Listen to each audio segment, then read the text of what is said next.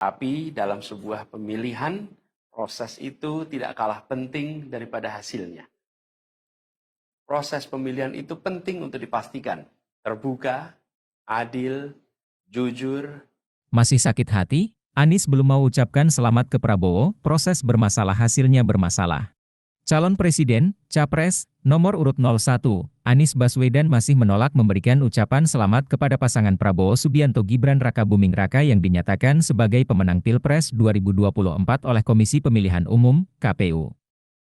Saat memberikan keterangan resmi secara langsung di markas Timnas Pemenangan Amin, Jalan Diponegoro 10, Kamis 21 Maret, Anies dan wakilnya, Muhaimin Iskandar, Cak Imin, langsung dicecar berbagai macam pertanyaan.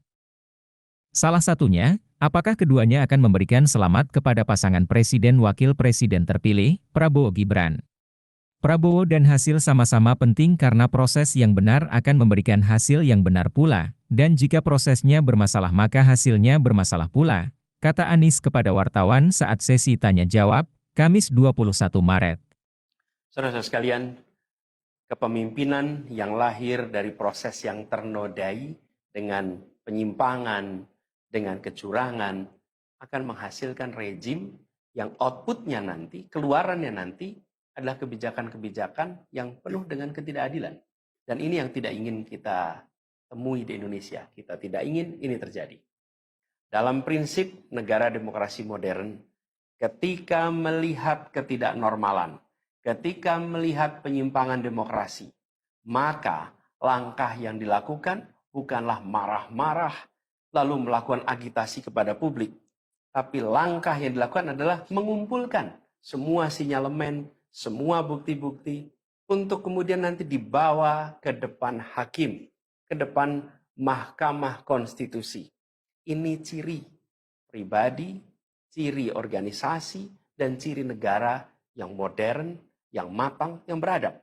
Karena itu sejak awal kami katakan, kami tidak akan gegabah. Walaupun kami merasakan, sejak masa kampanye sampai pemilihan terlalu banyak ketidaknormalan, penyimpangan yang kami alami. Tapi kami memilih untuk mengumpulkan itu semua secara hati-hati, melakukan validasi, memastikan akurat. Kenapa?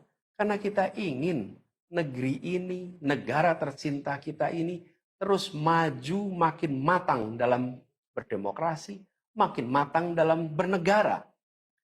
Dan ini kita kerjakan dengan keseriusan. Kita tidak ingin proses demokrasi yang terjadi membuat kita mundur mendekati masa pra-reformasi. Karena itulah kita menjaga semua proses ini secara baik, secara tertib. Walaupun itu semua kita lakukan, akan ada saja yang berusaha merendahkan usaha konstitusional ini. Ada saja yang nanti akan mendegradasi usaha konstitusional ini. Seakan ini adalah sikap penyangkalan dan tidak mau menerima kekalahan. Izinkan kami tegaskan di sini. Kami tidak ingin membiarkan penyimpangan atas demokrasi itu berlalu tak ditantang. Kami tidak ingin penyimpangan itu berlalu tanpa catatan. Kami tidak ingin ini menjadi presiden yang buruk bagi generasi-generasi yang akan datang. Biarlah cukup berhenti sampai di sini. Jangan ada pembiaran. Bila penyimpangan, pelanggaran dibiarkan, dia menjadi kebiasaan. Bila kebiasaan dibiarkan, dia menjadi budaya. Kita tidak ingin budaya demokrasi kita penuh dengan ketidaknormalan. Kita ingin mengembalikan demokrasi kita menjadi demokrasi yang penuh dengan kewarasan. Demokrasi yang mengedepankan adab. Ini yang harus kita kerjakan. Karena itulah kenapa kita memilih jalur ini. Karena kita ingin agar pengalaman ini nantinya tidak menular. Tidak menular kemana? Ke pemilihan-pemilihan berikutnya. Baik pilpres, nanti akan ada ratusan pilkada, akan ada pileg tingkat 1, tingkat 2, yang tidak boleh mengalami yang pernah kita saksikan sama-sama. Download Tribun X sekarang. Menghadirkan lokal menjadi Indonesia.